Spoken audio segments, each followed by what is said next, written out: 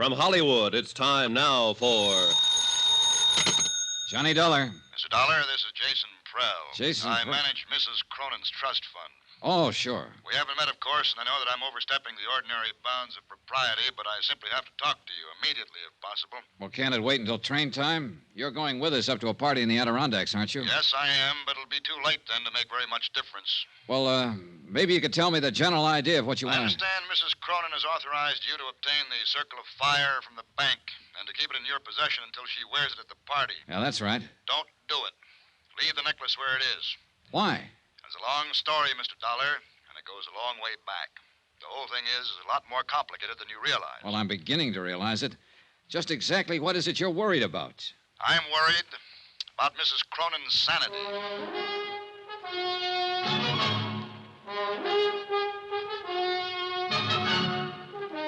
Tonight and every weekday night, Bob Bailey in the transcribed adventures of the man with the action-packed expense account, America's fabulous freelance insurance investigator... Yours truly, Johnny Dollar.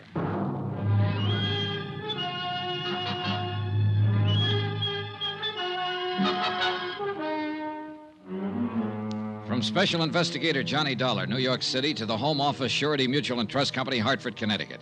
Assignment, the Cronin matter. Expense account continued. Item 4, $1.80. Taxi to the offices of the Daily Times Courier for a look at the morgue files on Mrs. Cronin.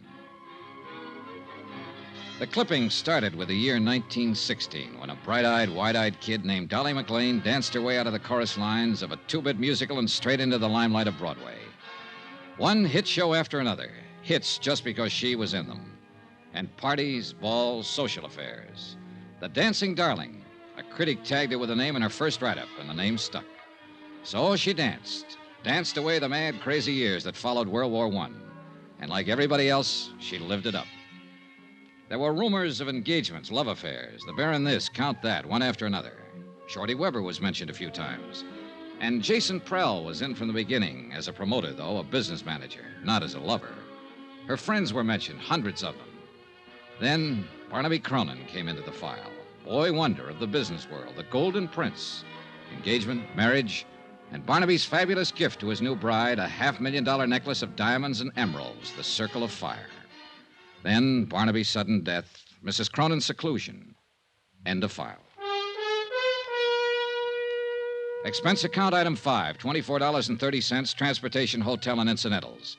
And a taxi to the railway station to find the special coach Mrs. Cronin had chartered to haul her guests to the Adirondacks and to her roaring 20s weekend party.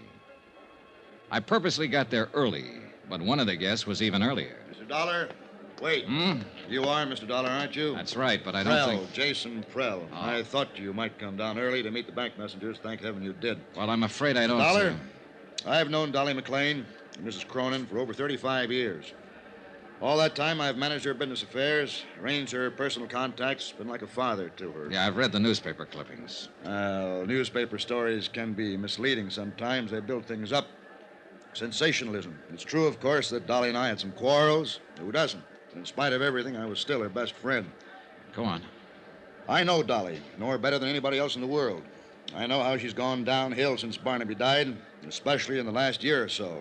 And I know this whole idea is the worst possible thing she could do. Have you tried talking to her along that line? She won't listen. She's dead set on it. I'm hoping you can help. How? Point out to her how dangerous it is to go off into that isolated place with a piece of jewelry as valuable as the Circle of Fire. It's worth a fortune. Somebody's bound to try to steal it. I still don't get what you're driving at, Mr. Prell.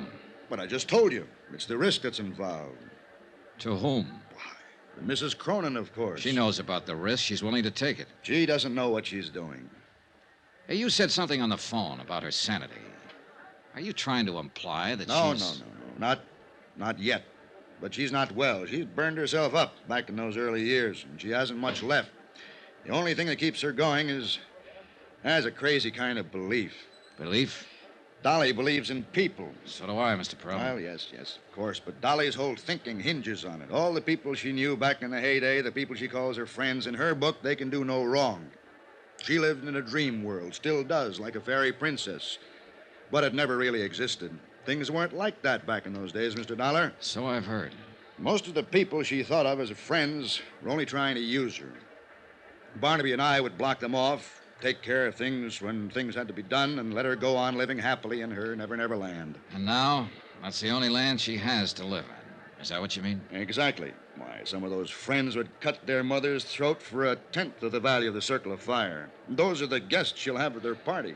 Well, I've already been told once that somebody will steal that necklace before the weekend is over. Do you want to add your prediction? I think somebody will try, and that's all that's needed to start that dream world of hers falling apart and to make her face things the way they are.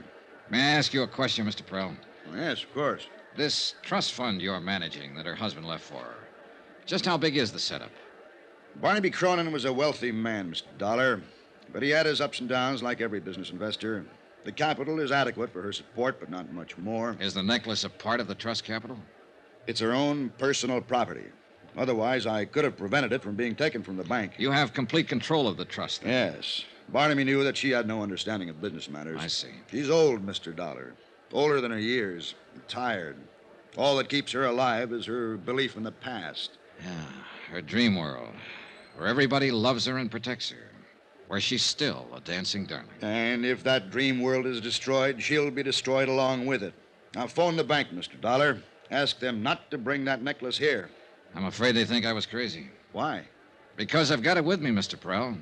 I picked it up myself 2 hours ago. Then heaven help us all.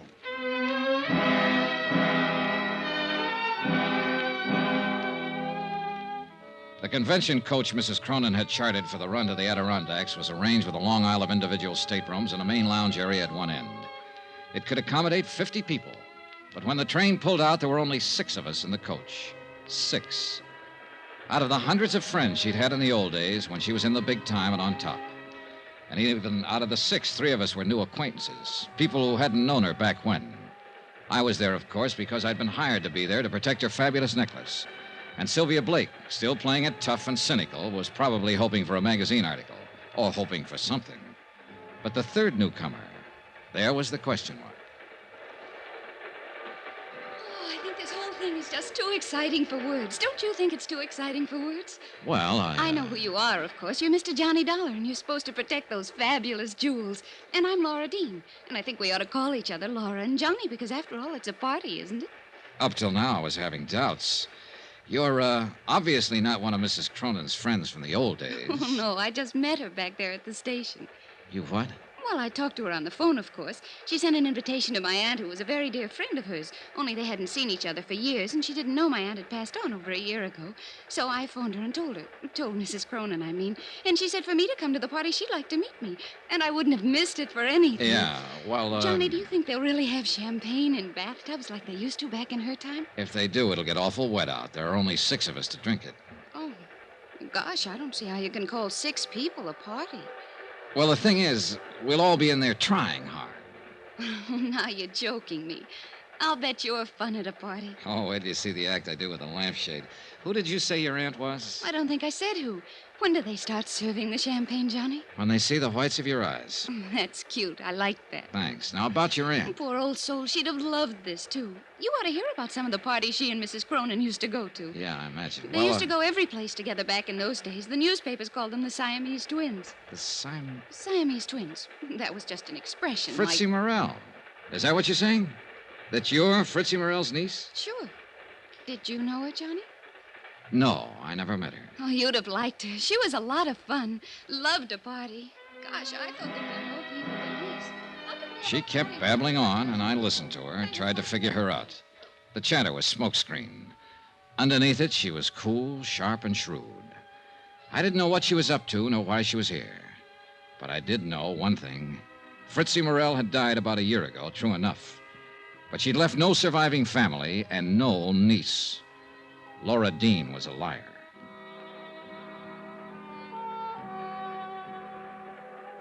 I hadn't seen Mrs. Cronin since we pulled out of the station.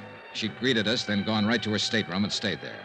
And when I saw Jason Prell come hurrying from that direction, I could read the look on his face even before he reached me. Mr. Dollar, please. Mrs. Cronin? Yes, go to her at once. What is it? What's wrong? She was suddenly taken ill, very ill. Hurry.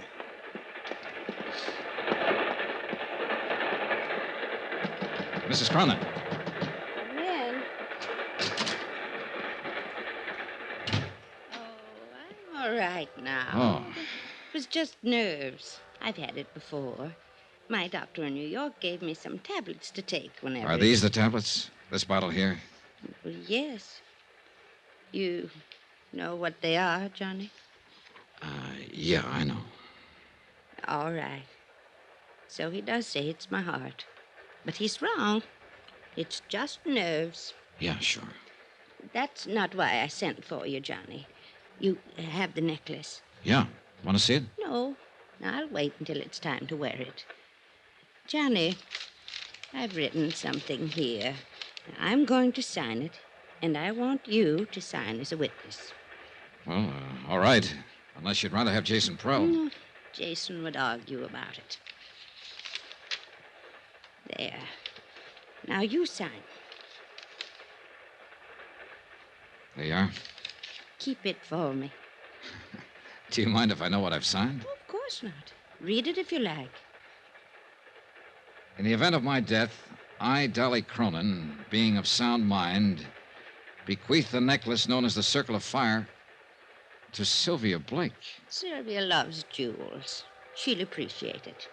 Yeah, I imagine she will. She's not to know about this, you understand, because, of course, it'll be years before she gets it. Oh, sure it will. Now, you'd better try to get some sleep. I'm going to. And thanks, Johnny. It was nothing. You know something? I was heartbroken when they didn't show up at the station. All my old friends. But I've been lying here thinking, and I've finally figured it out. Oh? They all went on ahead. They'll be waiting at the house. They're trying to surprise me. Don't you think so, Johnny? I said yes, I thought so. But I was lying because I didn't think so. But she was still the dancing darling, and she had that way about her. You wanted to protect her. I didn't go back to the lounge. I walked down the corridor to my stateroom. It was night by then, and the corridor was only dimly lit. My stateroom was dark. When I opened the door, I caught a bare flash of movement. Too late. Oh!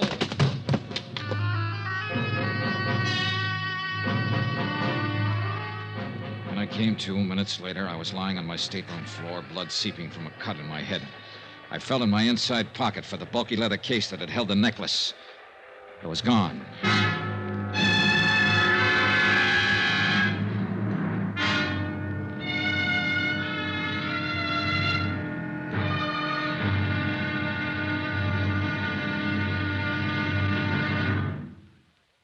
There'll be another intriguing episode in our story of the Cronin matter tomorrow. Tomorrow, an old love and an old hate.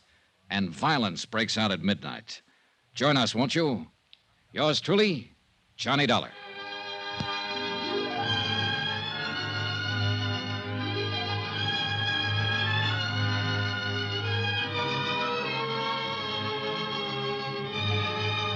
Yours truly, Johnny Dollar, starring Bob Bailey, is transcribed in Hollywood. Written by Les Crutchfield, it is produced and directed by Jack Johnstone. Be sure to join us tomorrow night, same time and station, for the next exciting episode of Yours truly, Johnny Dollar. Roy Rowan speaking.